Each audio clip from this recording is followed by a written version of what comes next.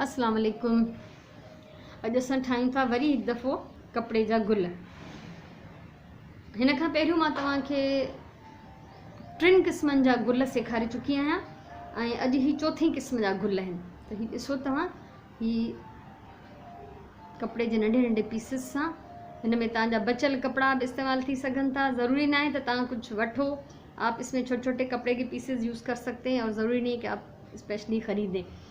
ठीक है, ॾिसो केॾा प्यारा पिया लॻनि ऐं हिननि जे विच ते बटन लॻल आहे। ऐं जेकॾहिं तव्हां वटि प्रॉपर कपिड़ो न हुजे, अगर नहीं है कपड़ा तो एक एक पत्ती अलग रंग की भी बन सकती है, ये कोई मसला ही नहीं है। ठीक है, सो असांखे छा खपंदो ही गुलन ठाहिण जे लाइ। ऐं तव्हां ॾिसो, अच्छा हिन गुल में मूं ही आॾियूं लाइनूं हयूं आहिनि, पर तव्हां चाहियो त ही उभियूं बि हणी सघो था। उन सां हिन जी थोड़ी डिज़ाइन ते ऐं लुक ते फ़र्क़ु पवंदो। असांखे सुई धागा खपनि, रील खपनि मैचिंग, ऐं कपिड़े जा पीसिस खपनि। ठीक आहे, बटण खपनि डिफरेंट साइज़ डिफरेंट कलर्स जा, ऐं कैंची कपिड़े जी अलॻि हुजणु खपे, हमेशह कागज़ जी कैंची अलॻि हुजे। सो असां ठाहियूं था, ही कुछ कलर्स त मूं वटि आहिनि ठहियल, ऐं हाणे मां हिन मां ब्लू मां ठाहियां थी। अच्छा, ही ॾिसो पट्टी केतिरी वेकिरी आहे, तव्हां ॾिसंदव 2 इंच 2 इंच वेकिरी पट्टी आहे। त जेकॾहिं इन खां वधीक वेकिरो हूंदो त उहो पोइ मज़ो न कंदो। ठीकु आहे न, तंहिंजे करे तव्हां कोशिशि कयो वॾा गुल ठाहींदव त उहे एतिरा ख़ूबसूरत न लॻंदा जेतिरा नंढा गुल था लॻनि। सो हिन गुल ठाहिण जे लाइ असांखे 5 नंढा स्क्वायर खपंदा। 5 छोटे हमें स्क्वायर चाहिए और 2 इंच चौड़े।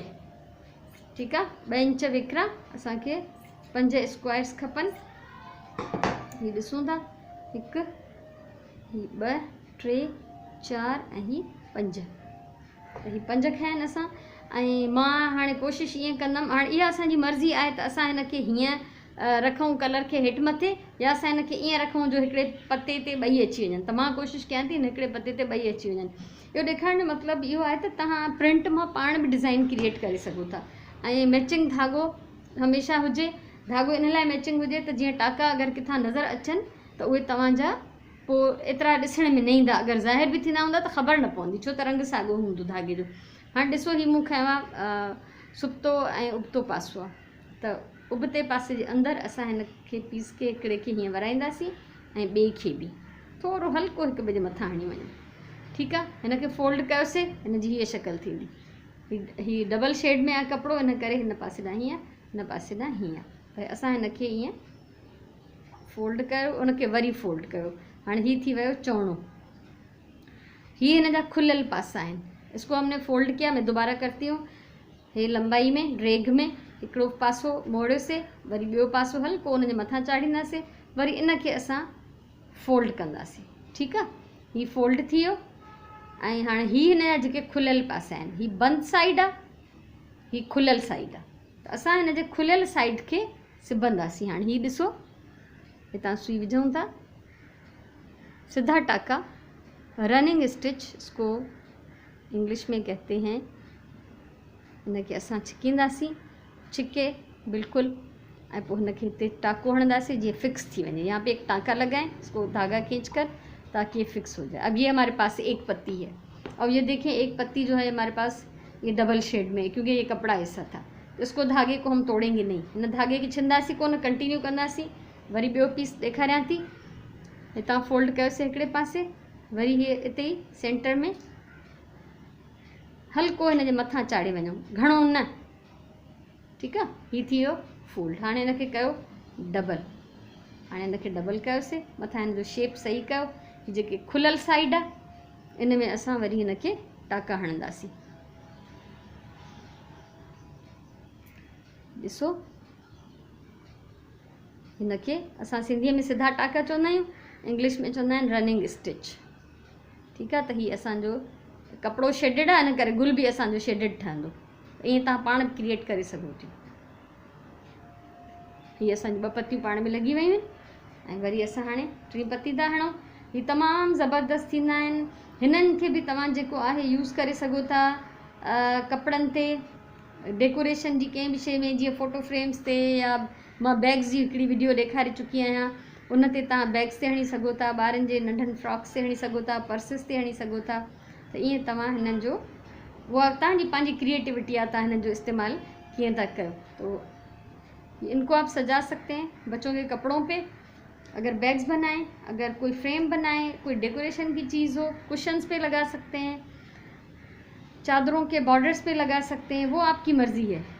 तो क्या आपका जहन क्या काम करता है। अगर ये छोटे होंगे फूल तो ज़्यादा अच्छे लगेंगे, अगर बड़े बनाएंगे तो उनमें इतनी खूबसूरती नहीं आती है।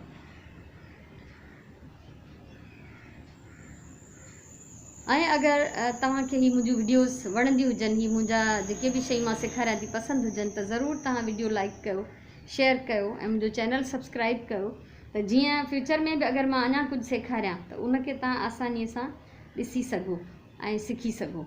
ऐं मां उन्हनि सभिनी माण्हुनि जी शुक्रगुज़ार आहियां जेके मुंहिंजा वीडियोस ॾिसनि था, लाइक था कनि।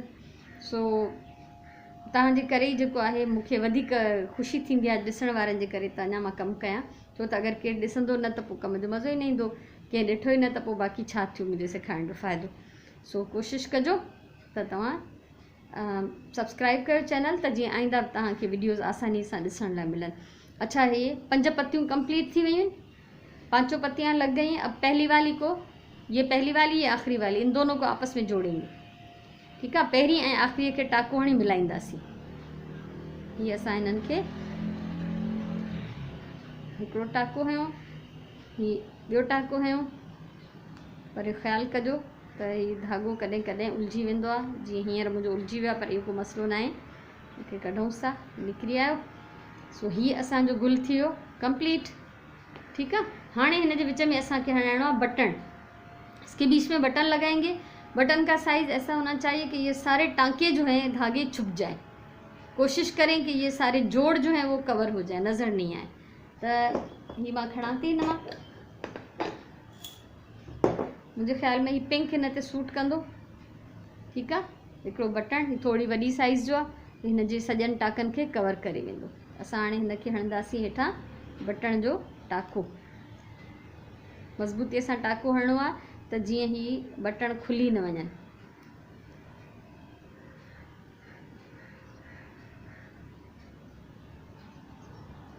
और अगर ये आपको अच्छा लगे काम तो दूसरों के साथ ज़रूर शेयर करें। मैं यही चाहती हूँ कि ज़्यादा से ज़्यादा लोग मेरे इस काम से फ़ायदा उठाएं। और हुनर जो है वो भी इल्म है, और इल्म को बांटना चाहिए, उसको अपने पास नहीं रखना चाहिए। इहा ई वजह है त मां ही पंहिंजो हुनर तव्हां सभिनी सां शेयर थी कयां, विरहायां थी। छो त इंसान ख़तमु थी वेंदो आहे, कमु रहिजी वेंदो आहे पोयां। त बहितर आहे त जेतिरो थी सघे त इंसाननि खे पंहिंजी ज़ात मां फ़ाइदो पहुचाइजे। सो हाणे ही बैक साइड ते असां हिन खे 2-3 टाका हणी पक्को कंदासीं। इसको हम फिक्स करेंगे ताकि ये खुले नहीं। धागे को काटते हैं। हाँ, ही असांजो हिकिड़ो गुल तैयार आहे। त मूंखे ज़रूरु ॿुधाइजो तव्हांखे कीअं लॻो, तव्हांखे सुठो लॻो, वणियो न वणियो। ऐं ही शेडिड आहे कपिड़ो, त हिन मां गुल बि शेडिड ठहियो आहे। ऐं ही मुंहिंजो डॉट्स वारो आहे, त ॾिसो बटण मूं हुन में रेड हवा विच में केॾो सुठो थो लॻे। ऐं उन खां अलावा ही ॾिसो, ही ऑरेंज ते रेड कलर जो प्रिंट आहे। उन खां सवाइ ही येलो में हिकिड़ो सफ़ा लाइट प्रिंट आहे। इन में मूं कंट्रास्ट में बटण हयो आहे। ही ॾिसो, ही मां तव्हांखे पहिरियों बि ॾेखारिया, वरी ॾेखारियां थी। ऐं वेझो खाइण लाइ ॾेखारियां थी, जीअं हिननि जा प्रिंट्स ऐं कलर्स तव्हां चेक करे सघो केॾा सुठा था लॻनि। ही प्लेन आहे, या काई पाबंदी न आहे त प्रिंटेड मां ठहंदो या प्लेन मां ठहंदो। जेको तव्हांखे घर ते कपिड़ो अवेलेबल हुजे तव्हां हिनखे उन मां ठाहे सघो था। तो प्रिंट हो या प्लेन, आप अपने सहूलत से कपड़ा ले सकती हैं। ठीक आहे, सो उम्मीद आहे त मूंखे तव्हां हिन जी मोट ज़रूरु ॾींदव, ज़रूरु ॿुधाईंदो तव्हांखे कीअं लॻो। सो पंहिंजे टाइम जो सही इस्तेमालु कयो, पंहिंजे ॿोलीअ सां प्यारु कयो, पंहिंजे घर जो ख़्यालु रखो, पंहिंजे हुनरनि सां पंहिंजे घर खे, पंहिंजे ॿारनि जे कपिड़नि खे नवां नवां जेके आहिनि तव्हां रूप ॾियो। अलाह साईं तव्हां ख़ुशि रखे। वरी कंहिं ॿी वीडियो सां, वरी कंहिं ॿिए आर्ट सां, ॿिए क्राफ्ट सां वरी मिलंदासीं इंशाअल्लाह। तेसिताईं इजाज़त ॾियो। अल्लाह हाफ़िज़।